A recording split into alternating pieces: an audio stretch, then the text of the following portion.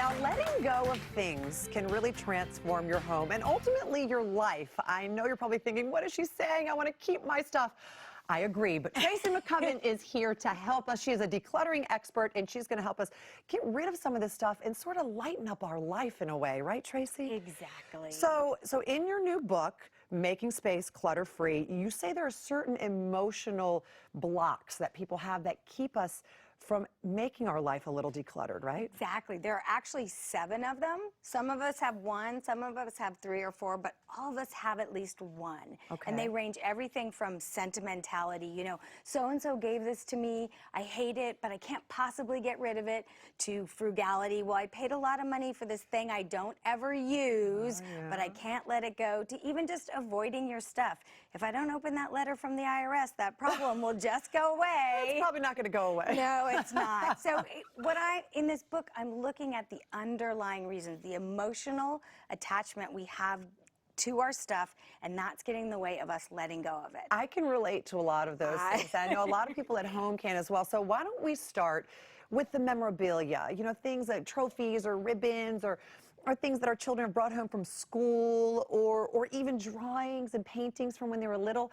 Those are things I really feel like I need to hold on to. I mean, my mom still has a whole case of my brothers and my sisters and all of our trophies. Right. And when you go home and see it, do you think, look, I did that when I was 10? I never, Tracy. I'm going to be honest. I say, Mom, why do you have this? She goes, oh, because you're a cheerleader. I'm like, yeah, Mom, but it's okay. We've got the photos. We're good. Exactly. That's the thing. I call that clutter block keeping your stuff, keeping you stuck in the past, right? It's having you look backwards at your past accomplishments instead of forwards in your life, making you feel like your best has already happened.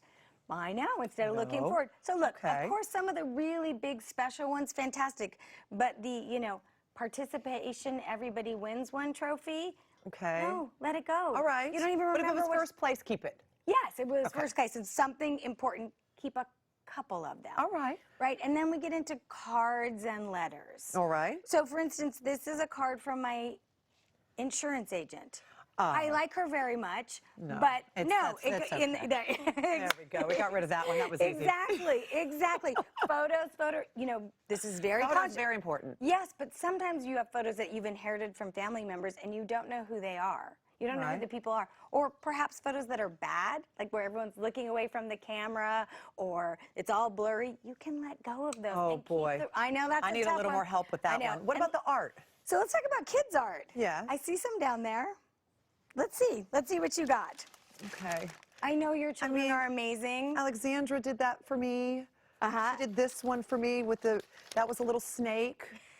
See? So here's the thing about kids and their development. They like to see what they've recently done. It's important for them. I mean, that's a work of art. That one I would keep. That one I'd let you keep. And, you know, we're never mad at googly eyes, but, you know, it's a lot. It's a lot. Okay. All right. Well, can I put it in a box? Yeah, so this is great. So I love for my families, for every kid to get a different color box. Right. So that way you know this is where it goes. You're not throwing it away. You can put it in there and you always know where to go find it. All right. So we've tackled the memorabilia and our kids' art. Now we need to tackle the kitchen. Yeah, the kitchen. We spend a lot of time in the kitchen, and if your family's anything like mine, we have a lot of space on the counter that's taken up by different appliances. Exactly. So the thing about the kitchen is it's really what I call my fantasy stuff for my fantasy life. You buy all these appliances because you think you're going to be this certain kind of cook. And you know what? You might not be, and that's okay. But like, for instance, this little chopper does the same thing as this, and this is actually really just a knife. You can do all this with a knife. So we get rid of it. Get rid of it or just put it under the counter, under the cabinets? I mean, if you ever use it, but if you've never used it, that looks brand new. Okay, donate. Right, all right. Great. Okay, coffee grinder. Do you make coffee? You moved on to pods? Do you get your coffee out every morning? Yes. So away it goes. That was so fancy. So fancy. That, all right. So fancy. And how about a crock pot? Have you ever used it? Ever? When my father-in-law bought it for me for Christmas. You used it once. I used it a couple times. Right, exactly. Sorry, Deb, this goes. All right. This goes. Okay. There you go. So it's really about countertops have to be the things that are on them. If you make a smoothie every day, have your blender on it. All right. If you use this once a week, have it nearby. Your countertops are for things you use all the time. Which brings me to our knives. Because Exactly. we do use our knives quite a bit. Exactly, but our knives are all the way over here, and our cutting boards are all the way over here. So let's think put 'em about together. logic and put them.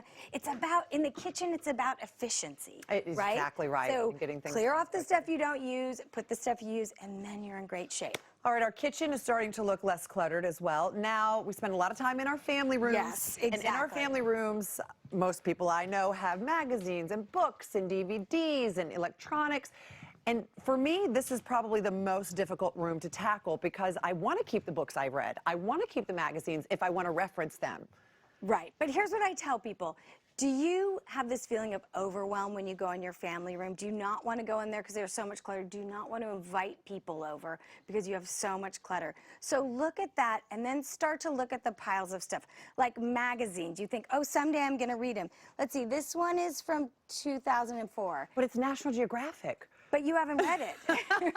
The pictures are beautiful. I know. So you know what? Take it to your kid's school Oh, that's a good idea. and let them cut it up. But otherwise, it doesn't. That's a great I idea, know, actually. But this stuff does not belong here. This is going in the bin. Yeah, you know what? Donate to schools, donate to community centers. That's a great idea. Fantastic. Okay, so now let's look at books. These are books you've already read. Right. These are baby books, Yes. right? Do you still have a baby in the baby phase? No, but I might at some point. Right, but why not you donate them now and let someone who has a baby and needs this book right now? That's Great. true. And the truth is, it'll probably be none of the information will even be up to date. at that point. Exactly, exactly. So in the donate bin. So another thing that clogs up family rooms is old electronics. Yeah.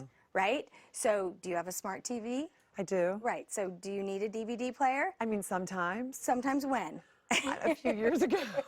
But I do use the DVD sometimes for videos for Alexandra. How about the cassette player? I don't. So not two of them. Okay. Exactly. So these are the stuff that you keep paying for. You think, well, I paid money for this 10, 15 years ago. This is what really clutters it up. So let's put this goes to e-waste. Okay. And all of gets out these, of- I'm going to keep the DVD player. Okay, we'll All keep the right, DVD. okay. We'll go baby steps, guys. Baby Okay, steps. I'll give you that one. There you I'll give go. you that one.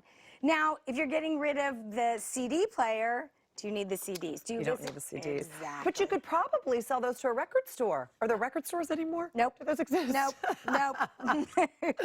Nope. These again go in the donate bin. So it's about making the space usable and clutter-free and a happy place that your family wants to be. I already feel happier. I already feel lighter. Fantastic. You've done your job, Tracy. You're Thank you, so awesome. Debbie. You can get more information at hallmarkchannel.com. And to find out about Tracy's new book, Making Space Clutter-Free, go to her website. It really does feel lighter. Right? But it's just